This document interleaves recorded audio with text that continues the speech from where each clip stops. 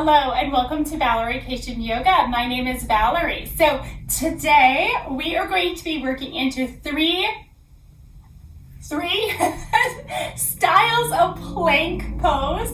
Plank pose is one of those as a teacher. When I see students go into it, I realize there is a lot of room for change and adjustment. So I thought I'd come in here and practice a little plank with you and see how we can kind of ensure that when we run through chaturanga or take planks or push-ups in a yoga class that we're feeling super strong while doing it. So let's work on this together. All right, so start in your tabletop position after you're a little warmed up. We do a little rotation of shoulders, stretch a little bit, and then join me on your mat. Tabletop position. We want our wrists and shoulders lined up, knees and hips lined up. From here, I want you to sway the hips a little side to side, just feeling what happens when you do that. And then come back to center. I want you to drop the belly. You don't have to necessarily look up. And then round the upper back. Drop the belly again, and round the upper back.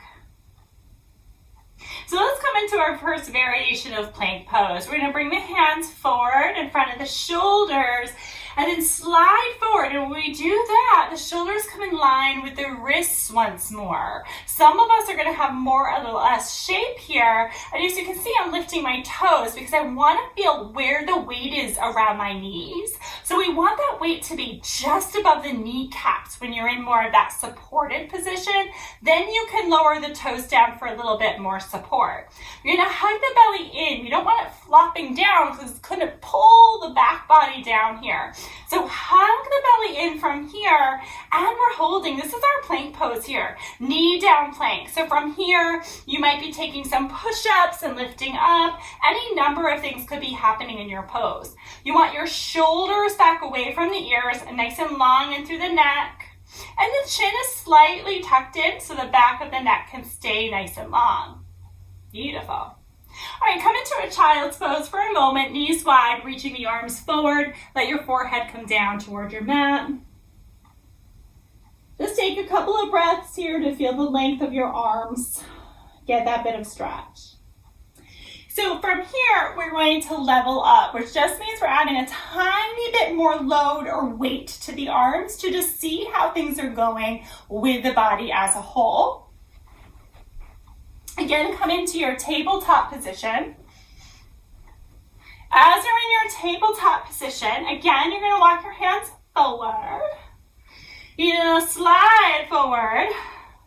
And this time we're going to extend the right leg back behind. You're landing the ball of the foot down behind you as well. And then lifting the toes up off the mat, keeping the toes pointed down. So from here, we'll come into a little push-up, draw the elbows back, let the chest fall, but hug the belly in, and then lift on up. You've got two more like that.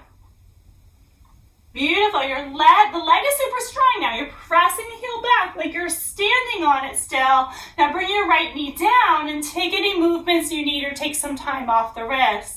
We've got that other side. So left leg will extend behind you this time. Ball of the foot is down. Lift that leg. So I want to know what's happening with the leg, right? We're going to draw the elbows back, chest and chin down, and then lift up, and then take two more like this. And let's take that one more. Nicely done. A moment off the wrists and hands. Sink back on your heels. Reach your arms behind you. Interlace and draw the knuckles down with the knuckles nice and heavy and the front of the chest open. Beautiful. All right. So let's find our way into that full plank position.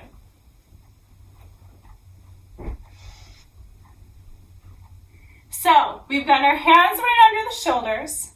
Step one foot back, then the other.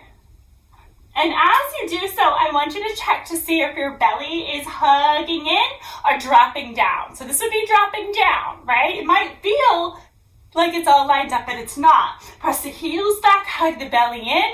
The hips might be higher depending on your hip to ankle and hip to shoulder ratio, right? And also you want to keep the natural curves of the spine. I got a big lower lumbar curve, so you're going to see more there. Press your hips up and back. We're finding our way to our downward facing dog, just relieving the shoulders, pedal this one out. Beautiful. Slide back into your plank pose. Press the heels back. Press the balls of the feet down and the shoulders way away from the ears. Let's lower down, elbows back, cover, and then slowly lift up. Lift your chest and belly up. Press down with the feet here. And then find your way into your child's pose. Reaching arms forward. Ooh, let yourself fold forward. And breathe.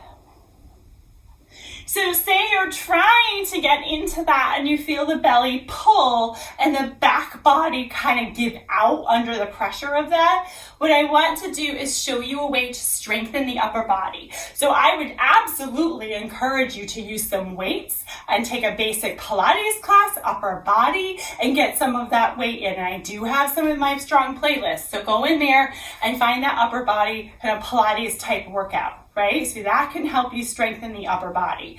We also want to strengthen the core. So we want the core to be super strong. You can also find core classes in all that I do. So feel free to take those and start to work on that light strengthening of the core. I say light because I don't want you to injure yourself while you do it. Another way of doing this beautiful work is to start to take wall push-ups. Yeah, I said it, wall push-ups. Some of you will be like, I'm never doing a wall push-up, Valerie. I'm just not. But think about it. It helps us with our form. It helps us to hug in our belly, and it helps remind us of how all our parts will lined up. So I want you to find some wall space and follow along with me for a couple of wall push-ups. So I'm here to let you know you don't need a whole heck of a lot of wall space to get this to happen. I have this tiny strip of wall space here that I'm going to show you how we can make this work. You have your hands at the wall, and you're going to walk yourself about 2 feet away from the wall with your hands at shoulder distance. And if you're wondering what I mean by that, bring your hands in front of your shoulders so your palms are facing forward. Draw your elbows in. This is where I want to see our hands. So your feet are a little further away from the wall. You're going to extend your arms with your feet back and then bend into your elbows and hug the belly in as you bring yourself closer toward your wall. The heels are heavy, and then press that wall away, extending the arms again. Try that again. Hug the belly in. Come closer to the wall and press that wall away. Let's do that one more time. Good. From there, what I'd like you to do is lift one foot. Keep your hands in that same position. Hug the belly in closer to the wall and then press your way. Do that again one more time. Lower that foot down, other foot lifts. Elbows hug in as you get closer to the wall and then press that away. And try that again. So guaranteed, if you continue to do those style push-ups of hugging into the wall and pressing away, you will see results faster than if you were trying to do that on the floor and putting too much weight for your body right away. And again, I want you to visit the upper body Pilates class I offer so that you can get some of that weight training and that strength training with that for you, okay? So enjoy working with your planks. Strengthening your plank will really make for a lovely chaturanga push-up, and let me know how things go. Thank you so much.